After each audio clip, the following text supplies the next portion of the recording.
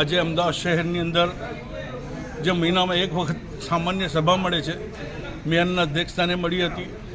એની અંદર અમે લોકો જે સિનિયર કાઉન્સિલરો છે એ લોકો સંપૂર્ણ તૈયારી કરીને આવ્યા હતા. પ્રાથમિક પ્રશ્નો જે અમદાવાદ શહેરના હોય એના માટે અને એ પ્રશ્નોને વાંચા આપવા માટેની અમારી જે રજૂઆત હતી એ રજૂઆત અમે આજે કરવા માટે જ્યારે કરવાના હતા, એમાં ભારતીય જનતા પાર્ટીની આજે પોલ ખુલવાની હતી. જે કરોડો રૂપિયાનો ભ્રષ્ટાચાર પ્રી મોન્સૂનના નામે ભાજપ દ્વારા કરવામાં આવે છે, એ આજે એમને ખબર હતી કે ખુલ્લો પડી જવાના છે. આજે ફક્ત ને ફક્ત એ બહાનું લઈને મેયર સાહેબે બોર્ડ સમેટી લીધું. અમદાવાદ શહેરના નાગરિકોના ખૂબ મોટા પ્રમાણમાં પ્રાથમિક પ્રશ્નો માટે વાંચા આપવા માટે લોકો એવી તૈયારી કરી રહ્યા હતા કાઉન્સિલરોએ કે એમના ત્યાં ડ્રેનેજની સમસ્યા હોય, પાણીની સમસ્યા હોય. સમગ્ર અમદાવાદ શહેરની અંદર ગોમતીપુર હોય, રખિયાલ હોય, સરસપુર હોય, બાપુનગર હોય, ઓઢવ હોય, દાણીમડા હોય, બહેરામપુરા હોય, ચાંદખેડા હોય, કુબેરનગર હોય કે કોઈ પણ વિસ્તાર એવો નથી જ્યાં પોલ્યુટેડ પાણીથી લોકો ત્રાહિમામ ના પુકાર્યા હોય. પાણીનો પ્રેશર નથી. આ તમામ સભ્યો દ્વારા આજે રજૂઆત કરવાના હતા ત્યારે મેયરશ્રીએ એમને ભનક આવી ગઈ હતી કે આજે એમના જે કરોડોનો ભ્રષ્ટાચાર તંત્ર સાથે એ લોકો મેલાપ કરીને કરી રહ્યા છે એ આજે ખુલ્લો પડી જવાનો છે. એ નેમ લઈને એમને આખી વાતને તંત્ર દ્વારા એમને તંત્રને મદદ કરવા માટેના એક એમને હું કહું તો એ જ પ્રમાણે કહેવાય. અને આજ જુઓ તો કોઈ વિસ્તાર એવો નથી કે જે અમદાવાદ શહેરના વિસ્તારની અલગ અલગ બોટલો આપને હું બતાવું કે એ એક જ વિસ્તારના નથી, અલગ અલગ વિસ્તારની એ બોટલો છે. તો હું માનું ત્યાં સુધી તંત્રને આ બાબતમાં કમિશનર સાહેબ ખૂબ સિન્સિયર લઈને આ નિરાકરણ લાવવું જોઈએ, જેનાથી જે લોકો હાડમારી બેઠવી રહ્યા છે કરોડો રૂપિયાના બજેટ હોવા છતાં તો એનું નિરાકરણ આવી શકે.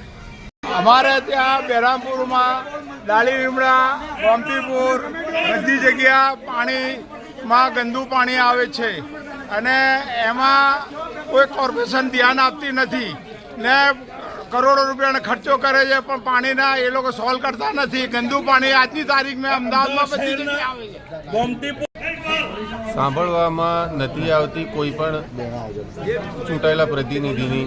એ વસ્તુ બોર્ડ આજે સમિટી લેવામાં આવેલું છે એના ઉપરથી સાબિત થાય છે કે ચૂંટાયેલા પ્રતિનિધિઓ પ્રજાના પ્રશ્નો જ્યારે સામાન્ય સભામાં મૂકવા માટે આવ્યા હોય, અમે મક્તમપુરા વોર્ડથી આવ્યા, અમારા મક્તમપુરા વોર્ડના પ્રશ્નો માટે અમે અહીંયા લઈને આવ્યા છીએ.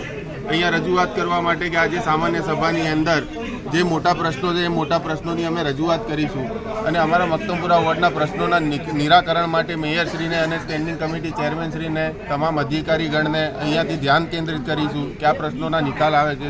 કે ગટર પાણીના પ્રશ્નો છે, ગટર ઉભરાવાના પ્રશ્નો છે.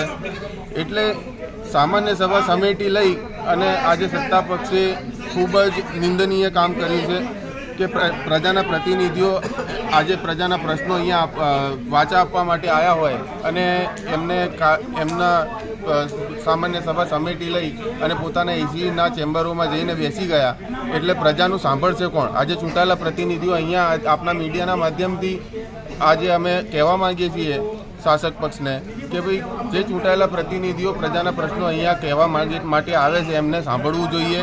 જે વિરોધ થાય છે એ વિરોધનો સામનો કરવો જોઈએ. વિરોધનો સામનો કરી અને ત્યારબાદ પ્રજાના હિતમાં કામ કરવું જોઈએ. ચૂંટાયેલા પ્રતિનિધિઓની સાંભળવી જોઈએ વાત. અમારી પ્રાથમિક સુવિધાના જે કામો થવા જોઈએ એ અત્યાર સુધી થયા નથી. અમારા બજેટના કામો હજી સુધી થયા નથી.